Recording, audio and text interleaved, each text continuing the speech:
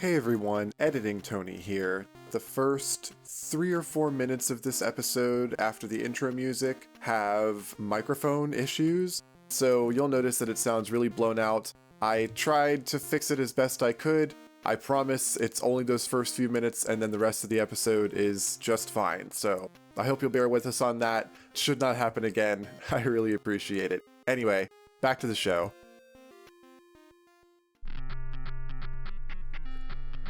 Welcome to Critical DMG, a podcast about two best friends who might have grown up but never grew out of their love for the Game Boy.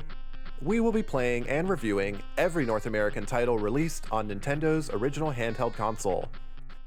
This is episode 8. I'm Tony, and I am about to do a poppin' wheelie through a head-spinning loop, and it's going to be boldacious.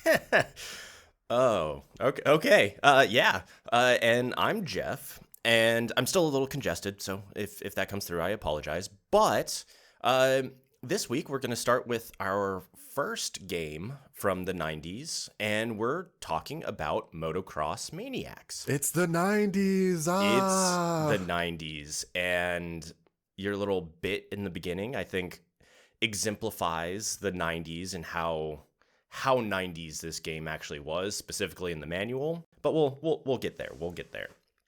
So before we dive too far into it, we have a quiz question from 2 weeks ago. Didn't do a quiz last week, but from 2 weeks ago.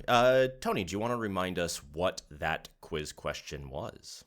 I want to first remind that I am personally pained that there was no quiz in the previous episode.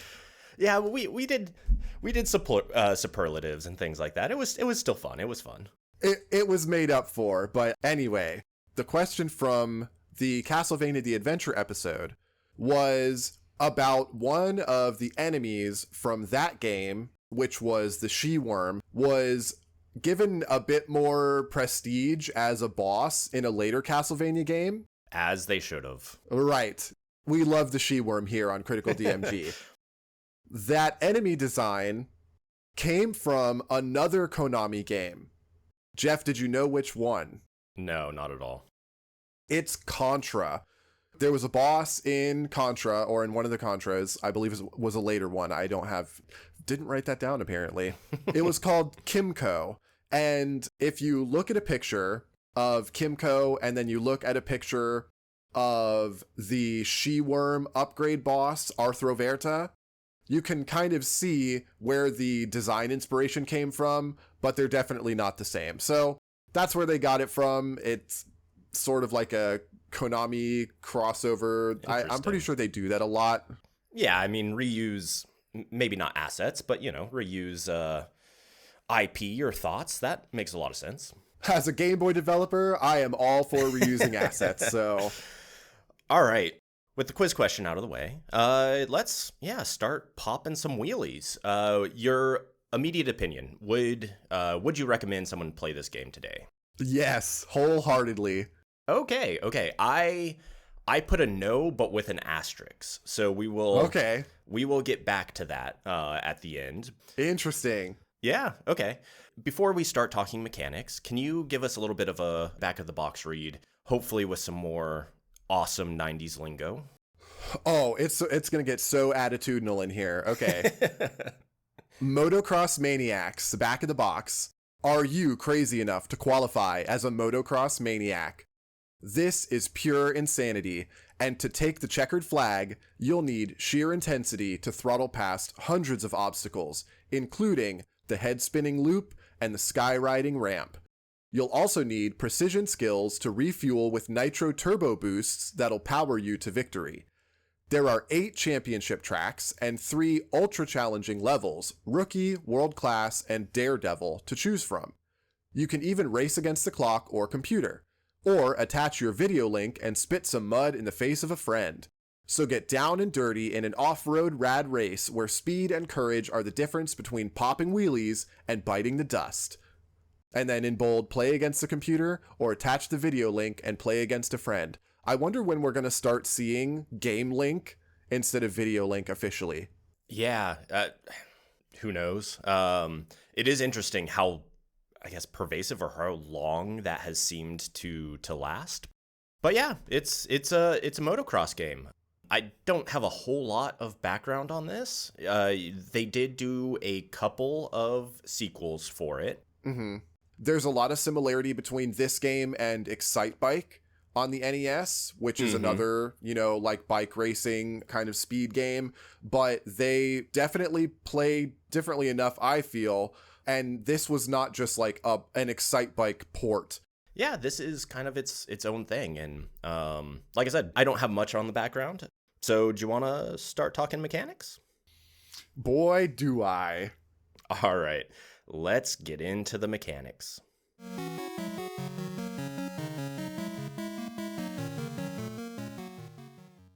So Tony, how was your gameplay experience? How far did you get? There are 8 levels. Did you beat all of them? What was your gameplay experience like? I did not look into the manual to start. I wanted to go in completely on my own without, just figure things out as blind as I could. I had a lot more fun with it than I thought that I was going to. Yeah? I got through the first level, second level, third, and I think fourth. Okay. And then the fifth is where I really started to notice that I was struggling. So I played through that one, tried to beat it a couple times. I believe I did once. And then after that, it kicks you back to the main title screen really fast. And the title screen actually like transitions between press to start and the Ultra logo. It feels like instantaneously, which I thought was kind of funny. But after I lost going through the relay version or whatever, I just kind of picked and chose the ones that I wanted to go on. So I went on like track 6 and 7 and 8 just to see how much more difficult they were. Track 8 is a nightmare. We'll get into a little more into why in a little bit, but I played solo mode. I don't know if you played the other mode against the computer, but that was actually the mode that I preferred when I got around to it because it's sort of just like a time trial. The computer mode or the solo mode? The computer mode. I actually liked that there was a computer opponent there because you weren't racing them to be like, who's number 1, who's number 2. You're basically just racing to kind of see who sets the faster time. Yeah. Which reminds me of like the ghost racers in Mario Kart. That's exactly what I was thinking when I played it as well. And I liked that. So I thought that kind of added something to the single player experience. And since they don't consume any of the pickups, they don't if they crash, they don't crash you. Like they literally don't interfere with you at all. And you can still see them like struggle with different parts of the race or whatever else. Yep. And I enjoyed that. Once I found that that's how that mode functioned, I pretty much didn't go back to racing alone. It just didn't really seem like there was a point anymore. Yeah, I could see that. My experience was pretty similar. Started with level 1, difficulty A, or whatever they call that. I think it is ABC, yeah. And essentially what that does is it changes the amount of time that you have. Yes. But yeah, I started with 1A, and I think I got up to level 4, kind of on like my first or second playthrough. I was kind of a dunce and didn't realize that those levels just corresponded with the levels that you could choose at the beginning. Oh. I thought I had to play back through 1, 2, 3, etc. Ooh. So I played through those a couple times. And honestly, I think that wasn't a bad experience because I got much better at the first levels. And I think that showed me kind of how fun the game could be, or like how once you learn the levels and kind of what you're supposed to do. Yes. Yeah, like how smooth it feels and how, I don't know, rewarding maybe. Anyway, I then, kind of like you, played the later levels and kind of did it for fun because did not get very far on those, but never beat level 8. Me either. But also don't feel like I couldn't. If I, Same. if I put in time, I feel like I could. 100%. Yeah, which I appreciate. Unlike baseball, where I'm still convinced that 100 hours into the game, I would not win a game. This, I very much so feel I could learn it. I could get better at it. And that, to me, is a good game. That is a game that like makes you kind of want to come back and play a little bit more, a little bit more, a little bit more. Absolutely. I played this for, I want to say, about 40 minutes before I stopped, just so that I could make sure that I had taken all the rest of my notes and I was able to start working on the quiz and the research and like other stuff like that. Okay. But this one, I will actively be going back to play again. I could see that. Yeah, I think I played about an hour and a half or so. So about the same time. I was never frustrated at really any time. Mm-hmm. Like, I was laughing more than I was like gritting my teeth. Like, everything about it is just so goofy and charming. Yeah. Like, when you fall down like a slope, you literally are just like tumbling, and if it's a long slope, you're just like falling backwards over and over and over until you finally crash out at the bottom, and it just made me laugh every time. It was so absurd. It's almost, like slapstick funny, but not trying to be slapstick. I guess a quick rundown of the mechanics and what we're actually talking about. Please. So you are riding a motocross bike, and it's a 2D side scroller, essentially. And the A button is your gas, propels you forward.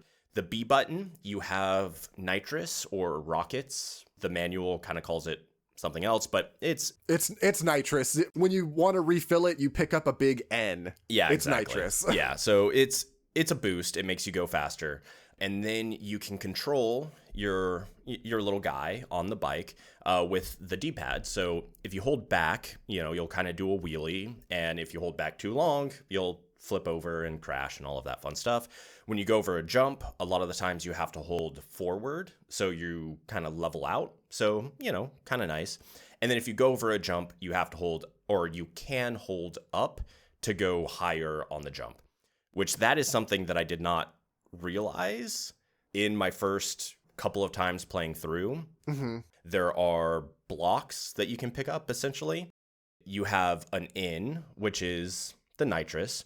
You have S, which increases your maximum speed. R, which gives you radial tires, which I didn't notice much of a difference with that one specifically, but I guess it prevents you from losing speed when you're going up a hill and things like that. Mm-hmm. You have a time bonus, which is a T, and then you have two secret ones, which we'll talk about those. I love them both. I can't wait to talk about those because I want to make a distinction in this mechanical section and talk about the game as a competent and functional speed game. Mm-hmm. And then I also want to talk about a stupid and totally busted jank fest. And both of them are fun for their own reasons. Yeah. In talking about the mechanics, like hardline here, though, I do want to ask, have you ever played Jelly Car Worlds or anything like that, where you're controlling a little car that's all like wiggly like Jello? Well, for any of the listeners that have ever played that game or those games, that's what this reminds me of. In those games, it's the same.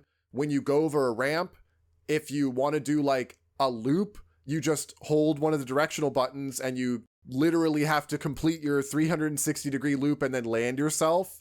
Or you go over rough terrain and you have to keep yourself upright by tilting yourself over. Or one of the things that I really liked was when you went through like an S here, you could nitrous and do like a big loop and then come back around. Yeah. It was so fun to do those sorts of things and to know that that's what the game wanted you to be doing anyway. And that's why the courses were built like that. Yeah, exactly. Going back to the holding up, I didn't realize that made you jump higher at first. Uh-huh. So there were multiple runs that I had where I had run out of nitrous. Mm-hmm. And then the S's, so essentially you can imagine like a half circle ramp that then goes up to kind of another half circle ramp. I thought you had to have nitrous to get through the first part. Oh. And so there were multiple runs that ended of mine where I had run out of nitrous and I was like, I cannot do this obstacle. Turns out if you just hold up, you'll make it through the first part and then you can make it through the second part, no problem. I think just kind of instinctually, I was like holding up because of intuitively, I was like, up makes me go further. And then it did. And I was like, oh, okay. I'm just silly. I was basically the opposite, actually, and I was holding up from the start because I thought that it was making me go faster. So I was holding A to go because I assumed A was probably your gas. And this was, again, before I had looked into the manual to like actually read what the controls were. So I would hold A to like put the pedal down for gas. And I was thinking holding up was making my speed go higher, kind of like a gear shifter maybe. Okay. Like in some games, like, you can hold it and it'll make it so that your maximum speed will keep going up. It was only after I had looked in the manual that I saw that it was controlling your jump. Yeah, I think it was like level 3 or 4 or 5 or something like that. There was a jump where you just had to hold up. And it wasn't like a nitrous jump, but there was, a jump where you just kind of had to hold up. And I think that was what made it click for me. Oh. And then I went and read the manual and everything, and it does tell you that. And again, I've mentioned this before. When mechanics just kind of intuitively make sense, I like that. Yeah, I think of that course. that is good game design, and I do like the fact that they gave you the option of like a high jump or a low jump, because sometimes it matters with the terrain, you know. I thought that was nice once I realized what it was doing. Well, not only is it a matter of if you hold the jump down, you'll take like a higher path versus a lower path, but especially once you start getting into the 5, 6, 7, 8 tracks, the difference between taking the higher path versus the lower path is basically complex tricks and managing a lot of like loops and S's and half pipes and stuff like that on the top, or you're driving in rough terrain and it is just eating your clock. Like it is devouring your time on you. So you're either doing the wheelies and holding the button down to make yourself go to the like sky ramp type area, or you're basically in the mud and it's going to mean you're probably going to lose that one because you're going to run out of time. All of the time power-ups are in the trick areas and stuff like that. So you're literally going slow, running out of time, and not going to find any replenishments.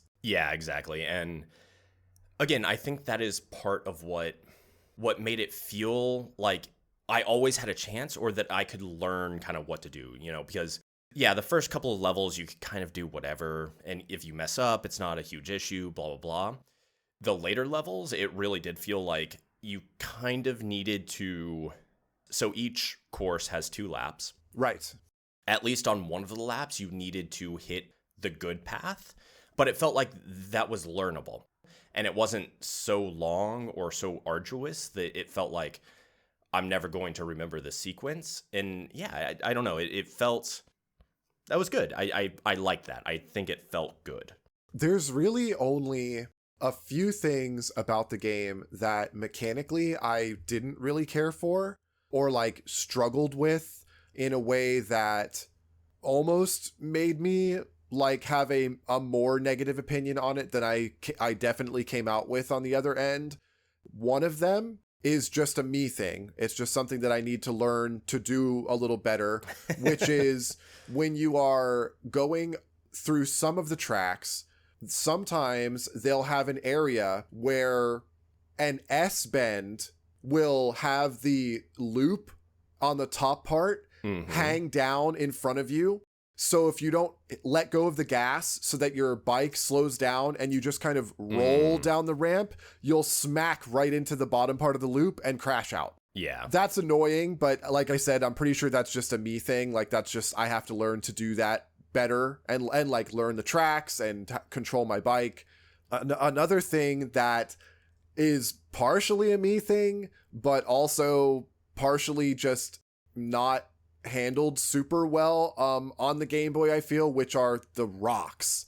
The rocks felt a little bad. They're so frustrating. Like you could try to drive over them, crash, stand back up, and then immediately crash again because you couldn't like get far enough away from them to even pop the wheelie that is required of you to go over a rock. Yeah, so most of the obstacles in the game are purpose-built ramps. They're big triangles, where if you just drive into it, you'll go up it and then jump off, and yay, pretty easy. There are, especially in the later levels, you run into rocks, which are just boulders on the ground, which if you are on a real motorcycle or motocross bike, do not try to wheelie over a big boulder. It's not going to work. I would think not. But yeah, essentially what you do is you just wheelie. You hold back on the D-pad and you'll lift your front wheel, and that'll let you kind of like ramp off the rock a little bit. A little awkward there, but yeah, just not fun. Yeah. And typically if you're on the upper paths that they intend for you to take, you're avoiding those. I was not good enough to be on those upper paths, but I think that it's also not only just the upper path, but even the lower path will sometimes have its own series of like dirt ramps. Mm-hmm. So the rocks really do feel like this is what you get for being stuck on the ground. Yeah. I did have a question for you. How did you like the hitboxes? Or did you even think about them at all? Of course I did, obviously, just because I can't shut that part of my brain off when going through a lot of these games.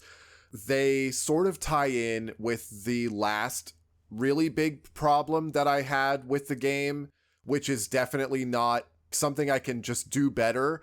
I hate that they completely wipe out all of your pickups if you crash. I agree with that. Like, you get to keep any nitrous that you found, which, I mean, yeah, thank goodness, because that would be absolutely nightmarish for them to do that too. But you lose every single pickup, not just one, like not your most recent one, not like just the secret ones or whatever, but literally you are back at level 0, and that sucks so bad. I agree with that. So this is a great time to talk about the 2 secret ones. So there are 2 pickups that you can get by doing tricks at random points. Doing sweet flips. Yeah. That's how you get them, by doing cool tricks on your bike. That's rad. Yeah, so they are hidden. You can't see where they are. But if you do a flip, a front flip, back flip, over whatever is the right ramp, then you'll get a secret, a secret pickup. So one of them is the Mini Maniacs. I love them. These do nothing. They do absolutely nothing, but I like them. I love that. I love that they do nothing, and that it's just, can you find all 3 of them? Can you get all 3 to follow you at the same time? That was my goal. Forget the time clock. The best part was finding the little Mini Maniacs to follow you around. Yeah, so the manual says they're sort of like punky hitchhikers. So that's just what they do. They're just like little tiny avatar sprite things that follow you around, and that's it. That's all they do. It's amazing. That's what a mechanic. The other one does actually do something, and it is jet propulsion fuel. So essentially what that does is it allows you to use your nitrous in the air. So I'm going to be honest, I found one of them and immediately was like spamming and then crashed. And so then I no longer had it. But yeah, so it does kind of stink that, once you pick up these things, as soon as you crash, which isn't the hardest thing to do, especially if you're trying to soar through the air with jet fuel, as soon as you crash, you lose all of them. It's a little feel bad, I would say. Yeah, I did not like it at all. It was really the only part of the game that was actively frustrating. Mm-hmm. I'll take this opportunity to talk about the other part of the game that I found really enjoyable, which was how some things really were just kind of janky and fun in a stupid way that they were definitely not intended. And part of that was the jet fuel. But also, did you know that you could actually do like jet fuel level shenanigans without having the jet fuel if you just mashed the nitro button enough times? I did not. There's a part in my footage for anybody watching on YouTube. I'm pretty sure that it's in there. I was just fooling around. I was having a fun time being silly and just like using nitro at ridiculous times and whatever else. And I found out that if you use a nitro and you hit the button enough times as you are going over like certain pieces of the level geography, you can basically use it in the air. And I did like a full circle or like a big square in midair and then crashed immediately afterward. Amazing. Amazing stuff. Did you ever clip through the ground? Oh no, as much shenanigans as I didn't have any like collision problems actually. So there was one time where I clipped partially through the ground and then you're essentially just riding on like halfway through the ground. None of the other collision barriers hit you. So it's just it's a speedrun strat, honestly. I was going to say, I wonder if that's a speedrun strat. So essentially, once you clip through the ground, you can just hold A and you'll just go straight through the level. Wow. Right? So you don't need to do like anything else. You can just go straight through the level. As soon as I did this, I was like, this has to be a speedrun strat. Like, there has to be speedruns that do this. So I went to speedrun.com and there are glitched and non-glitched speedruns. Sure. Apparently non-glitched is not clipping through the ground. Who knew? They're only like a minute or two apart. Yeah, which I find funny. There is only one submission for the glitched speedrun category. So I kind of was like, I'm just going to record something. And, you know, even if it's 10x the amount of time, I'll be number 2 on the speedrun leaderboards. You could do that. I didn't, but it does seem like there is, some interesting speedrun strats as well with... Listeners, if you want Jeff to actually commit to figuring out how to do this properly and record his speedrun attempt doing glitched Motocross Maniacs, write in criticaldmgpod@gmail.com. Yeah, let us know. I think that's kind of all I had for the mechanics. Is there anything else that you wanted to bring up? Let me check my notes real fast. No, rocks were aggravating. Right. Why does the title reset so fast?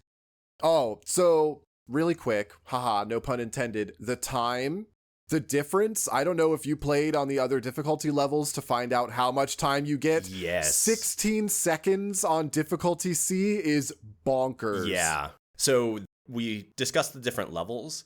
The A, B, and C decrease the amount of time you start with. Right. Yeah, I think A is like a minute 30, a minute 45. B is like 40, 45, I think. I played all three. A was like a minute and a half or so. B is like 45, and C is like 16 seconds. I did that once, and I was like, okay, I'm never touching C again. It feels like you have to be like perfect and make sure that you hit all of the ramps that you need to and never run out of time or whatever else. I actually found that B was my favorite. I could see that. Because it felt like a good in-between point, and I was already struggling in the same parts of the game, even on the easiest difficulty. So if I was going to like actually take it seriously and try to get better at the game, yeah, may as well do B. I was enjoying it and would get more out of it to do the B difficulty than the A. Yeah, that's fair. Let's see. I think that basically covers it. If that's all from you, I am ready for a break, and then it's the other half time. All right. Yeah, let's do it. Let's take a quick ad break, and we'll be right back. Ad break.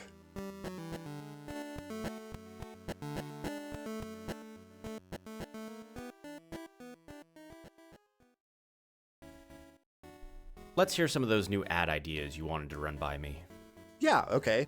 How about listen to Critical DMG free? What are you waiting for? A little aggressive, don't you think? What else do you have? We're 95% fat-free and with no preservatives. Thank goodness for Critical DMG. No, I think it's safe to say that neither of us are preservative or fat-free. Critical DMG.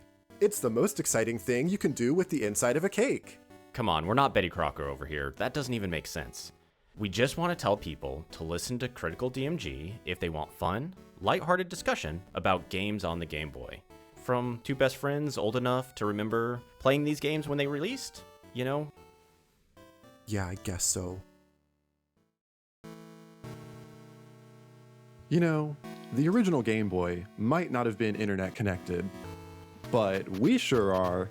So if you'd like to reach out to us, you could find us on Blue Sky at criticaldmgpod.bsky.social, or you could email us at criticaldmgpod@gmail.com, and either of those will get to us faster than you would expect for people who are stuck on tech from the 1990s.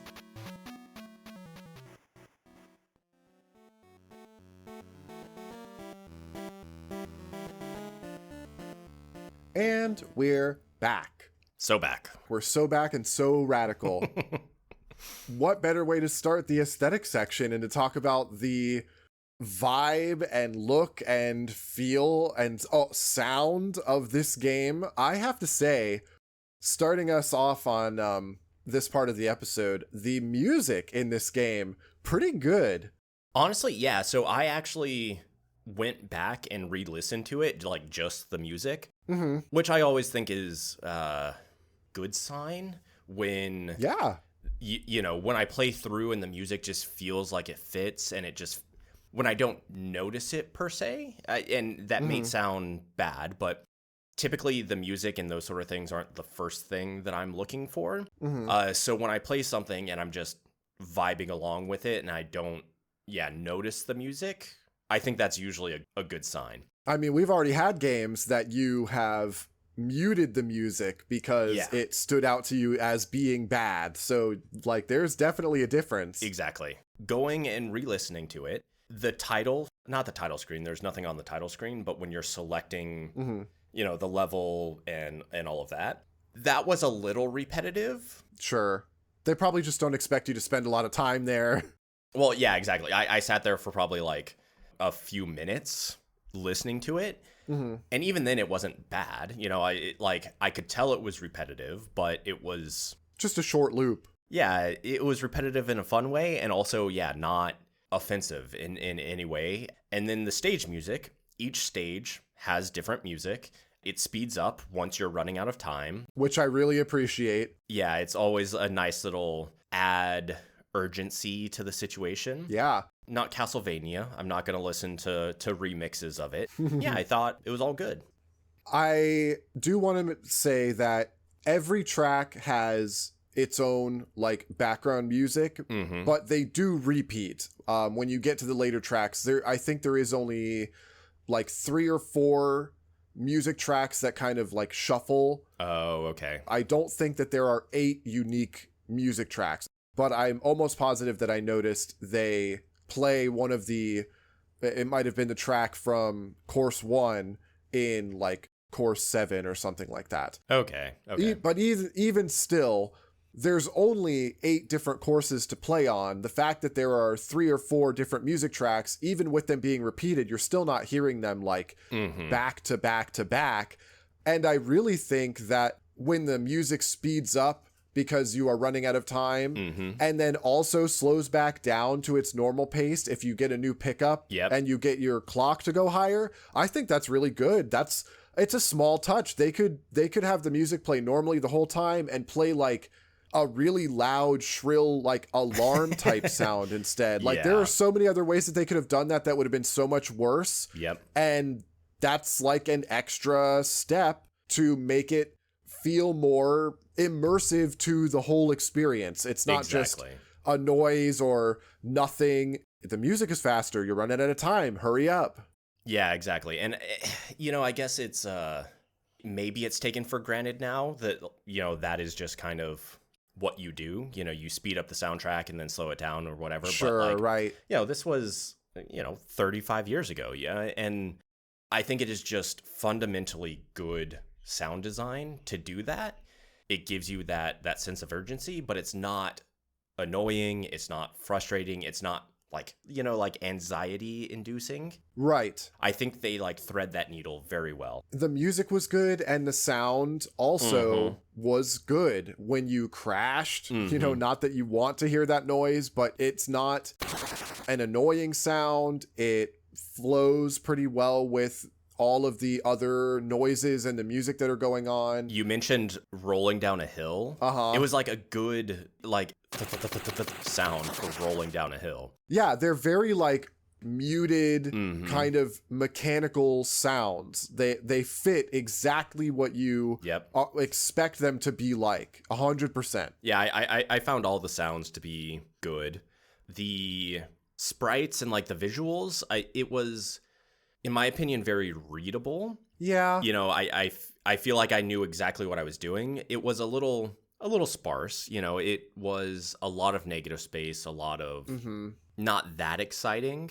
I wonder how much of that is a product of it being early on the Game Boy, as well as making sure that they could fit the mechanical stuff into the Game Boy that they wanted to get in, because, you know, there's some physics stuff going on, you know, the way that your bike has to manage going over rocks and stuff and going up the loops, like, that's probably pretty intensive. Yeah, and the difference between, you know, a high jump, a low jump, all of that fun stuff. Exactly. And the bike has to be able to make the distinction between, are you wheelied enough to go up that ramp, or are you not enough and you're going to crash, or you're going to stay on the lower platform. So, you know, that's intensive on the Game Boy's hardware, especially if they aren't really sure how to do it optimally or whatever.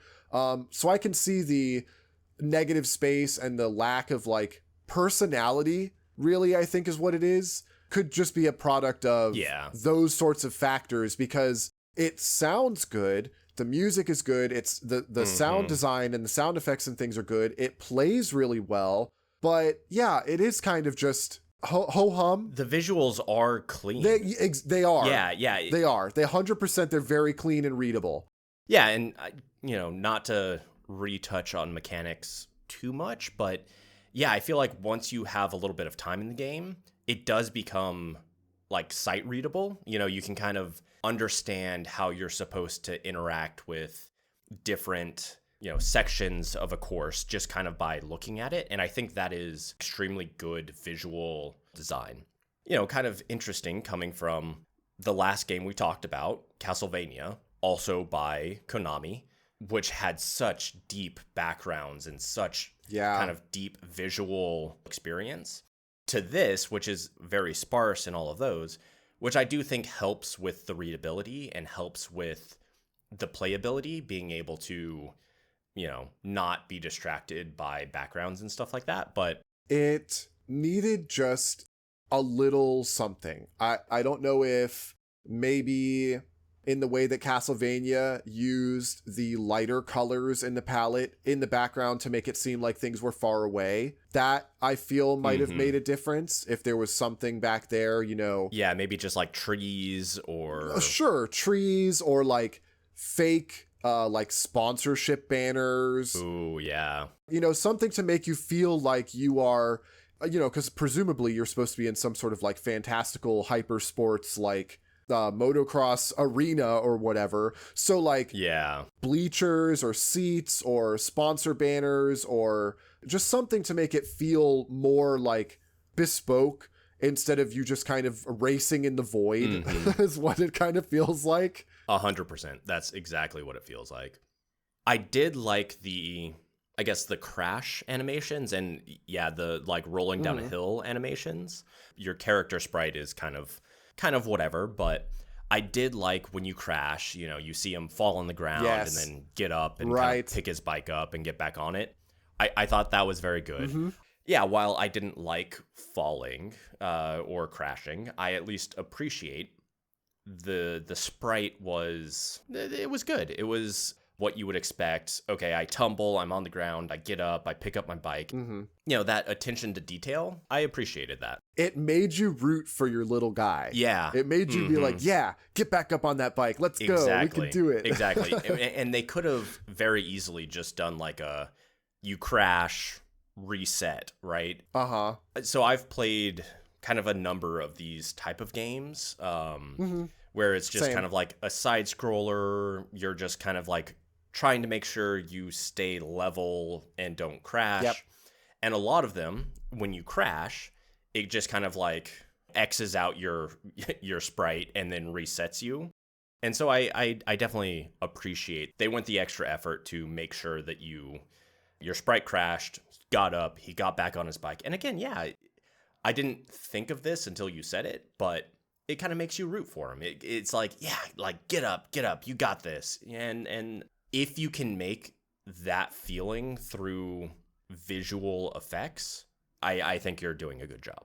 It really goes a long way to give the game that personality. And while we've been talking about this, I actually kind of had another thought on like a small change that I think would have gone a long way to give the game more personality, that probably wouldn't have been a whole lot of like overhead for the game as like slow it down or anything. Mm-hmm. The pickups are all the same shape, the same shading, and they're just a letter inside a box. Yeah. What if the radial tires pickup was an actual tire icon? Yeah. What if the maximum speed multiplier was a speed gauge? What if the turbo boost was a big can of your nitrous? Like, at an immediate glance, you would be able to know more without having to look in the manual about what they were doing for you.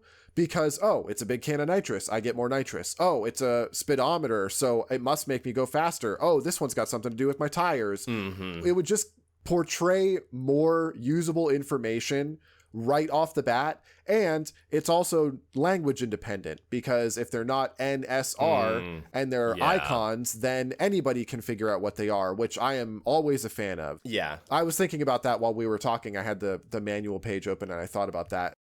It reminded me again, those little mini maniacs are the stupidest thing that you could work toward, but I am so happy that they're there. I love that you get them by doing a rad flip, and then they're like, we're coming with you. Yeah. I wish they stayed with you. Yeah.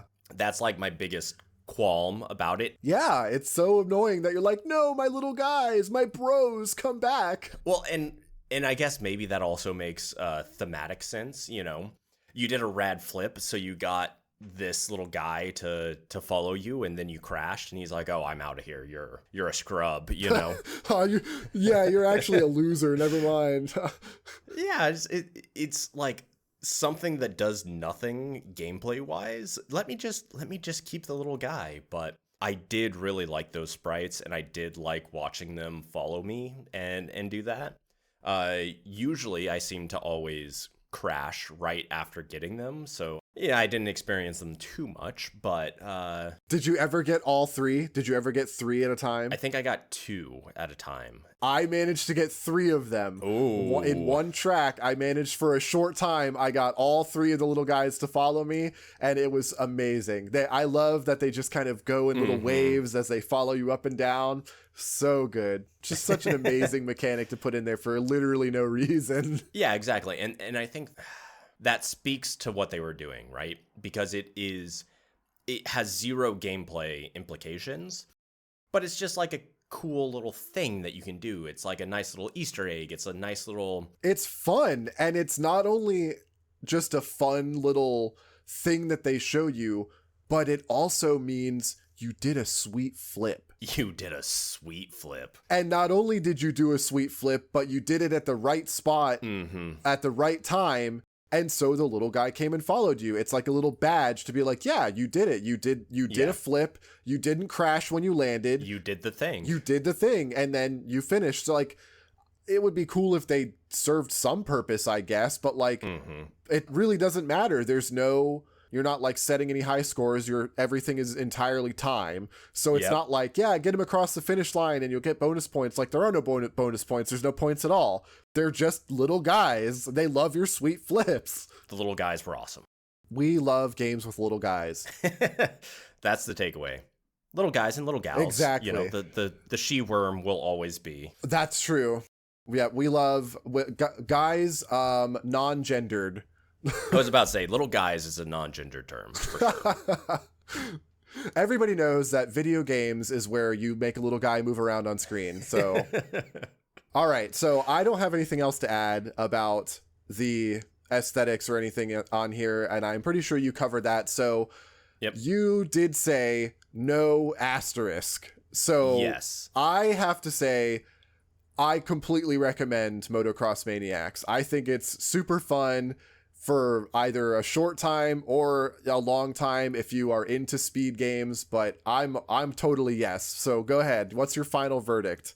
I think if you have this game easily available, it's in your Game Boy, if you had 10, 15, 30 minutes to play a game, this would be great. This would be a fantastic game, and I would pick it up a lot. It does have a very mobile game kind of time waster feel. Yeah, I didn't really think about that. Exactly. So if I were to click on insert social media app or open this game and play it, I would rather play this game. 100%. Oh, sure. Again, for I think 10 to 15 minutes would be the perfect amount to play a few levels, have fun, and then kind of move on.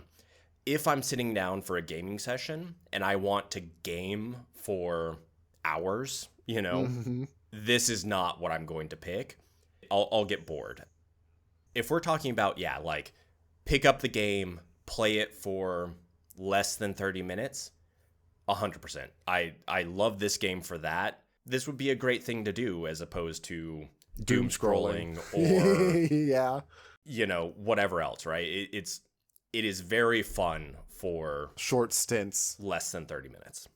But yeah, if that's how you interact with games, great game. All right. Well, I think that about does that. Are you ready for the first quiz of the 1990s section?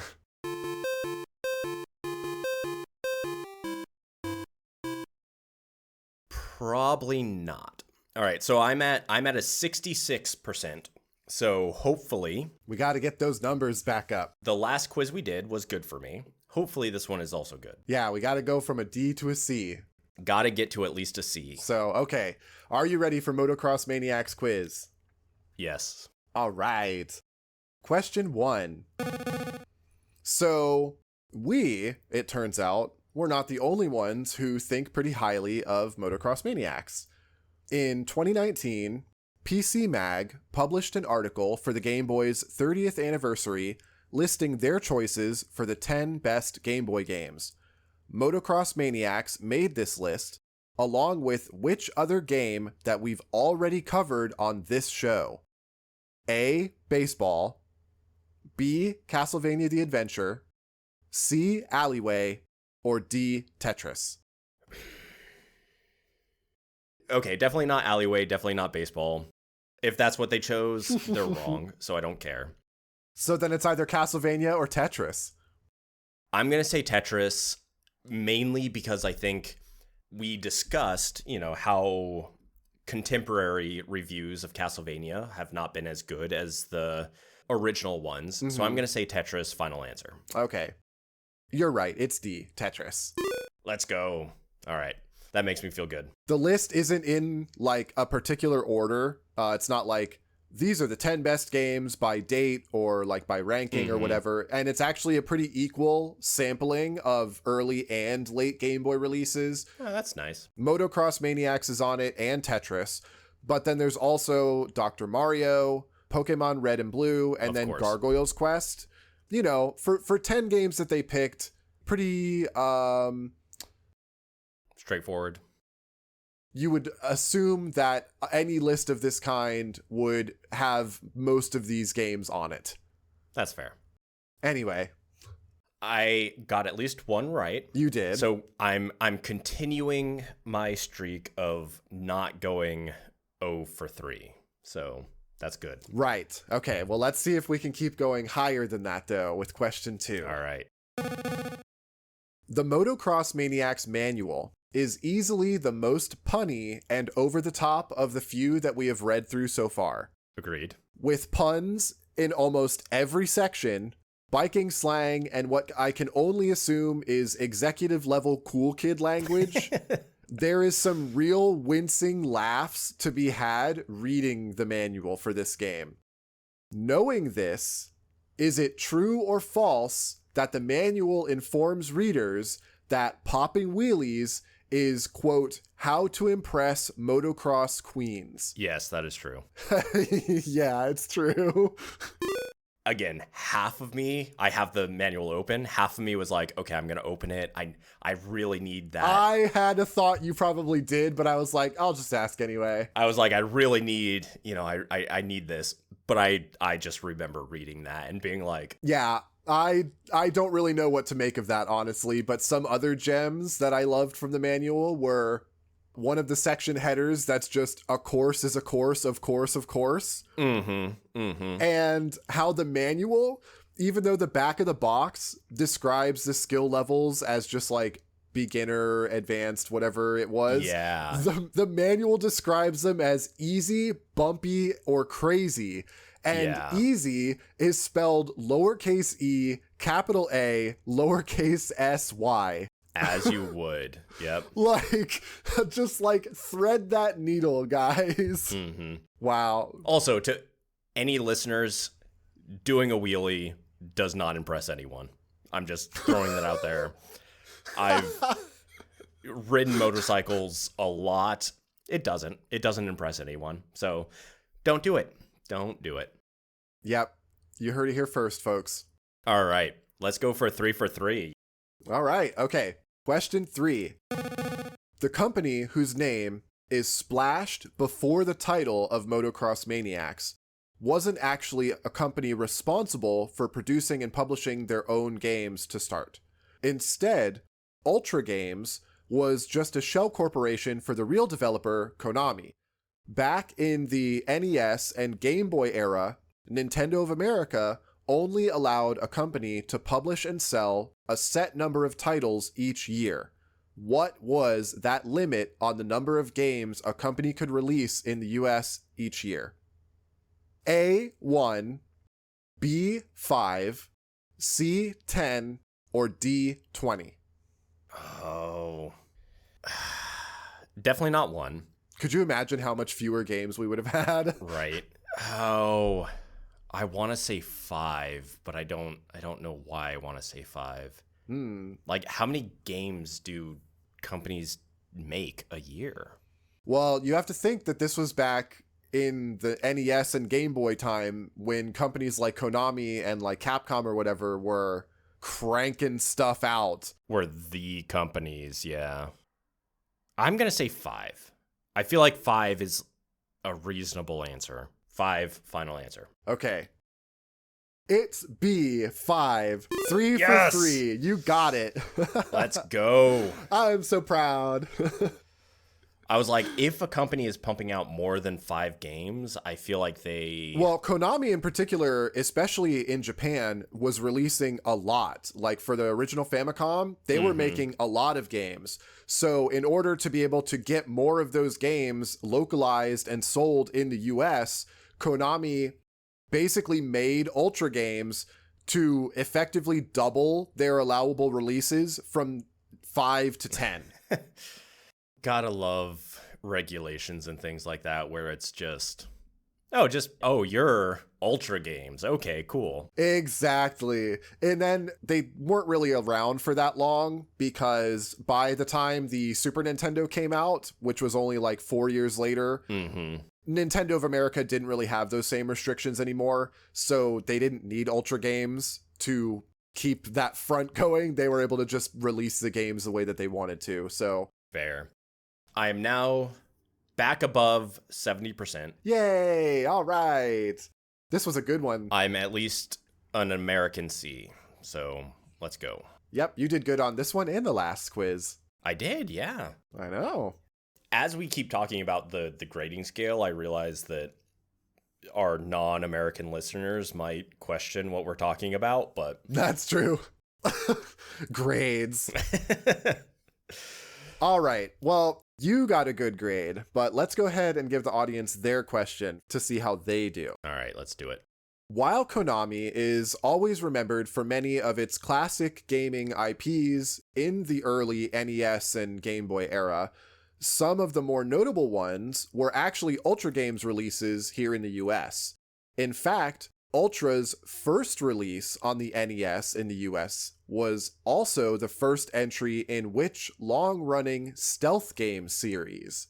I have no idea. Oh. Well, you'll have to wait to find out. Hopefully, some of our listeners know. And if you do know, definitely leave a comment and tell us what you think.